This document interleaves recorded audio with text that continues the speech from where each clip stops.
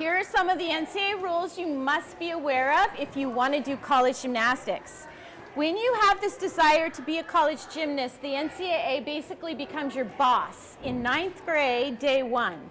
So when you start classes in 9th grade, it becomes really crucial that you realize the NCAA, is in charge of you and what you do, okay? So one of the things I like to share is you want to go to the NCAA.org, and there's a parent handbook.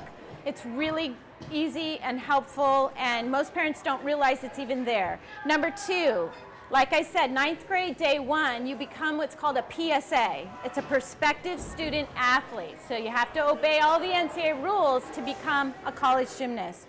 Number 3, you want to get registered with the Eligibility Center. It's $90. It's required for every athlete of every sport. Okay? So those are the 3 basics. There's hundreds of more rules. Those are the main ones you need to know. Number 2. You need to understand too, when you start 9th grade and you're a PSA, a potential student athlete, it doesn't matter if you're not looking at UCLA, you're only looking at schools on the East Coast. All of those rules apply to every single college in the country. So, like, if I was still coaching at UCLA, I couldn't talk to you, right, before a certain time. But even if you say, I don't care about UCLA, I'm not looking at UCLA, you still can't talk to me. It can still damage your eligibility. So you have to follow all the NCAA rules.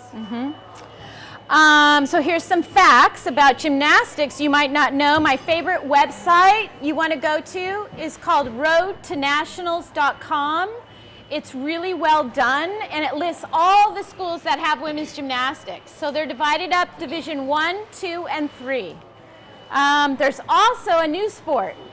How many of you have heard of acrobatics and tumbling? Yeah.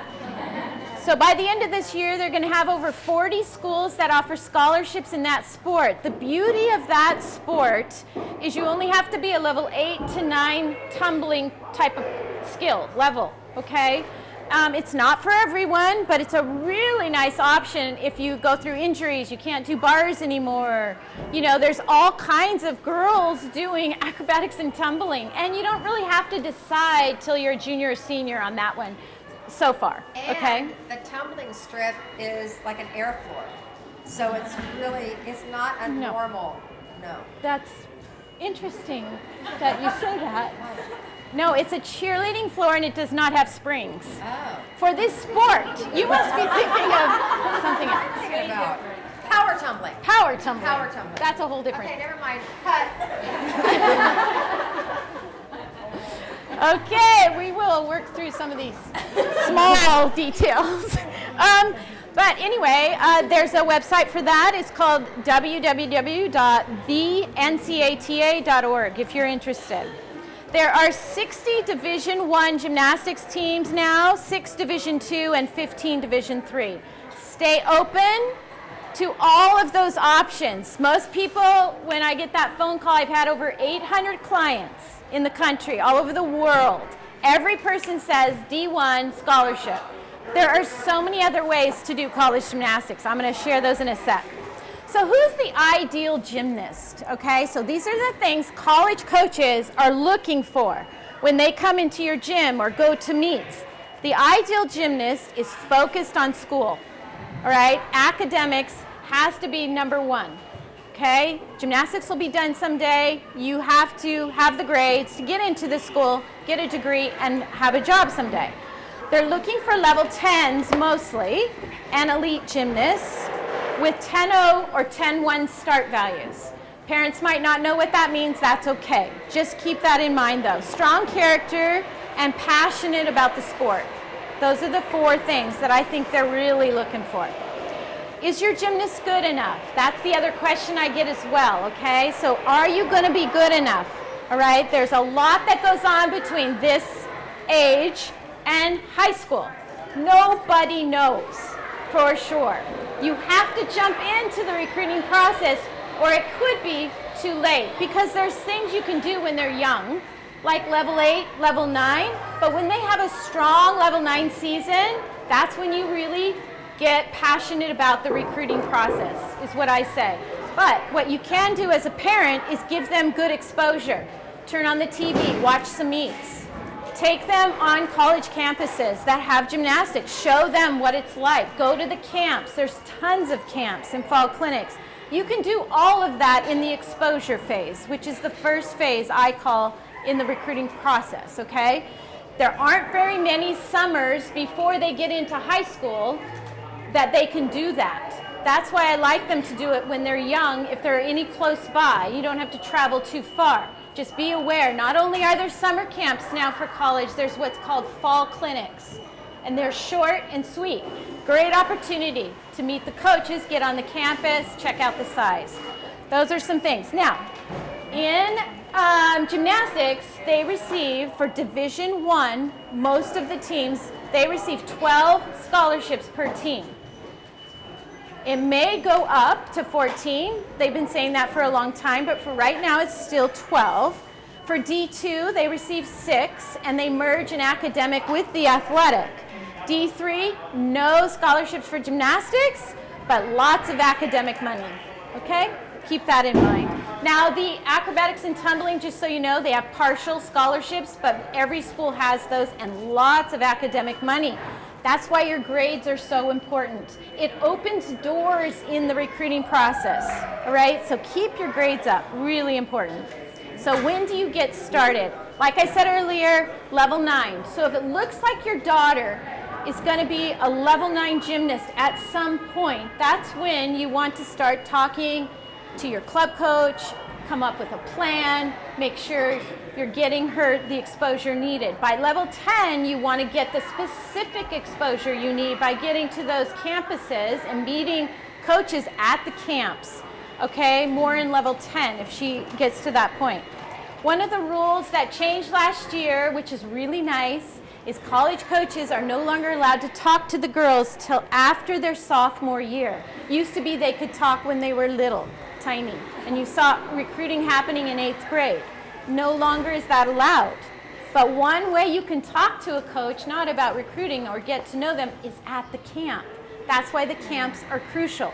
But what I find is most parents pick the wrong camps. They're going to camps that their daughters will never get recruited to. How would you know?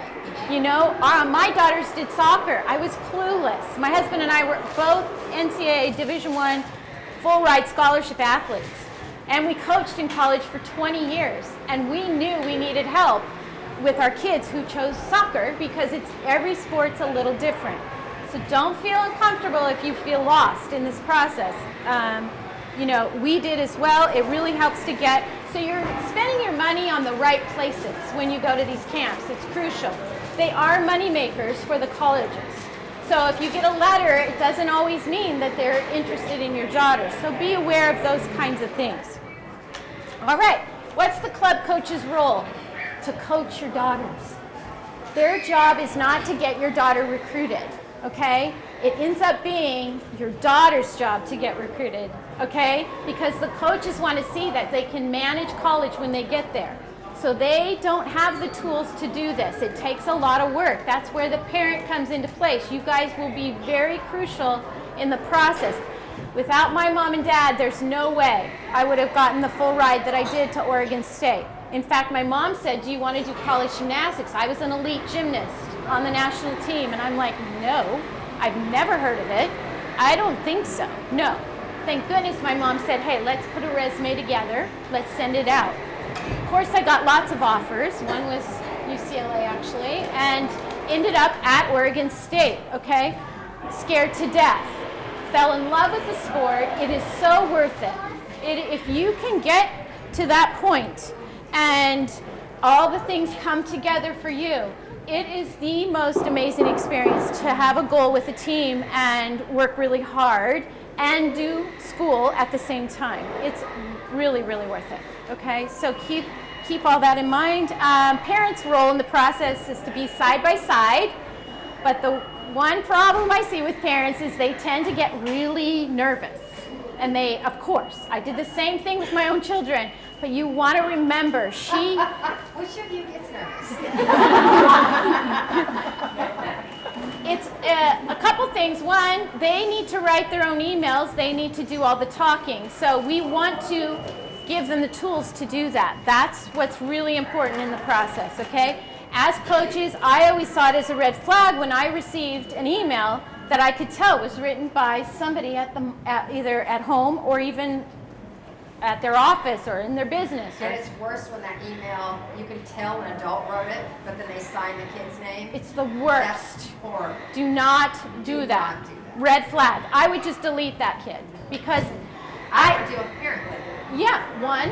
And now we don't even know, does the girl really want to do this? We don't know, okay? I would rather get grammar errors and passion and heart. When a kid would write to me and say something personal about what they experienced on my campus or at my camp or when they came by and visited with me, I'm like, I want that girl, okay? So remember that. It's really hard. I did it with my own daughter. It's like, she didn't want to write them, and I remember sitting there, I'll just do it. It's faster. I know what I'm doing. And you just cannot do that, okay? The best letters I received were handwritten on a piece of lined paper, not even a fancy card, that was just written from your heart. And it had spelling errors and grammar errors and all that, and it just touched my heart. Those were the ones I paid attention to. And so if you wrote me a note and then just said, I just want to introduce myself, love your program, you're going to be receiving an email from me with some links to my gymnastics, then I would watch out for your email to come in. Because that handwritten note, you guys, there's nothing like it. It's the best thing in the world for a coach to get a handwritten note. And when you go visit their campus to do a camp, you write them a handwritten thank you note. And not on fancy schmancy paper cards that your mom buys. You just write it on your little note card. You rip something out of your journal and you write a handwritten note. So awesome. All right, so things you should be doing right now. I say, think about, I'm speaking to the parent. Can your daughter handle the commitment of school and gym right now? Is she handling the stress of competing, and does she love what she does? Those are some of the foundational things that you really need as you build into level 9 and 10, okay? And that will affect the whole college perspective as well. Have a talk with your club coach. Get a plan in place. I strongly encourage it. And then just learn everything you can about the recruiting process to be able to help your kid's path. I'm actually starting a webinar November 7th. It's just for parents like you who have no idea probably what you're doing. And if that's something you're interested in, you can let me know. And then I would love to hear from JaNay. So JaNay, did you have any speed bumps in the recruiting process where you were like, whoa, this is not going the straight path that I thought it would? Or how did you come about to get recruited at UCLA? Okay, well first of all, I didn't know about the handwritten notes because I remember being super stressed out about grammatical errors in my emails that I sent to you. I was like, and then I hit send and then I proofread it. Like, wow, okay, so I'm not getting an email back. That's cool. Speed bumps, injuries definitely, because my freshman year I didn't compete, so I missed that season, and I was really stressed out because that's when college coaches were looking at you your freshman year because they were committing, 8th graders and all of that. So I was really nervous about that, and thinking, okay, well I'm already late in the game. I haven't had the strongest level 10 season yet, but I started level 10 when I was 13. I talked to a few of the girls yesterday, and I really emphasized the summer camps because that's what got me, honestly, what got me into UCLA, because I was late in the game. I did get injured my freshman year, but I started going to the summer camps when I was 12. So the coaches knew who I was. I talked to them all the time. My parents talked to them, and they knew how interested I was in the school because I fell in love with UCLA after visiting the campus. I got to meet the team, meet the girls. They had the academics that I was looking for because I wanted to, I'm into broadcasting, that's what I'm pursuing right now, and LA to me was the area that I needed to be in to pursue that. And I never wrote a handwritten note, and now I'm kind of, so I only sent emails. But you learned to write them in college. You learn to write them in college? Yes, yes. I mean, I have our team write handwritten notes to our donors all the time, and every big donor tells me it's the greatest gift they could ever receive. We had to learn to go to the post And they office cry. and buy stamps for the first We time. were just talking about that. She's like, Miss Val, you taught me how to buy stamps. Where are my stamps? We were like, can we just give it back to you and you send it out for us? She did. But I have to piggyback on what JaNay said, and I don't say this to be mean. I promise. I know Miss Val can be mean, but I'm not being mean right now. They were asking me, is Miss Val nice? I am nice. Sometimes. JaNay got to UCLA because she had such a great attitude in our camps. She worked really hard. She was a great team player, helping out other girls in the camps, even the ones she didn't know. And she was so excited to learn. JaNay did not get an offer on the UCLA team because she was a great gymnast. She got an offer on the UCLA to come on the UCLA team because of the character and the person she was, and we felt we could develop her into a great a competitive athlete on our team. Let me put it that way. And you competed the first year, right? Yeah. Yeah. The whole season. And I will say And she couldn't even point her left foot on bars. I told them my concept looked like this, like Yes. 95% of the time. Like this. Pointed, flexed. I Wasn't wasn't. ballerina. That was not it. I reached my full potential in my senior year of college. I wasn't my best. I wasn't at my best my senior year of high school, and some of you might know my story. My club coaches didn't want me to go to UCLA because they said you're not going to compete, you're not going to get a scholarship. Look at other schools. So basically, they told me to lower my standards to go to a school where I would compete all 4 events and I would be the star athlete. And I was like, no. I want to surround myself with former elites and former Olympians where I can get better, because I knew I wasn't at my best in high school. Like, I just wasn't. I was, like Miss Val will tell you, like they would look at me like, we have a lot of work to do with her. Body shaping and my technique. Body shaping and my technique. Oh gosh, I got that look a lot. I still But this girl has got abs. Oh my gosh, the abs sold me. So there's a lot of ways to do college gymnastics that people don't realize. So there is the scholarship, right? There's also an academic scholarship. So gymnastics scholarship, one for your grades. You can be a walk-on. So there's and then Division 1, 2, and 3 have all kinds of ways of also being a part of a team, differently than, 2 and 3 than 1. So be sure you think about all those things, because the most important piece is, 1, that you're wanted by the club coach, and 2, that you can make their lineup, because you want to be contributing. Okay, so if you're shooting for teams that your skills are not at their level, then that might not be the best experience for you. And always keeping your academics first. So don't sacrifice your academic choices for the right gymnastics school. It's really important, all right? But skills drive recruiting. Now, this is a unique story because they probably could see that she could do the skills once they got her and clean her up, right? But you have to have those start values and skills to pursue the teams that you think you might want to be on. You have to have a foundation that they can work with or already able to achieve. So that's very, very important. And that's where it's hard, because parents are like, well, I don't even know what she's doing. It's some kind of word in some word I can't even I don't even know what that means. Good. Stay ignorant. Yeah. Okay, that's where you rely on your club coaches, okay? And one of the cool parts about Gotham is the coaches that are coming in, Donna and her husband, have produced a whole lot of, right?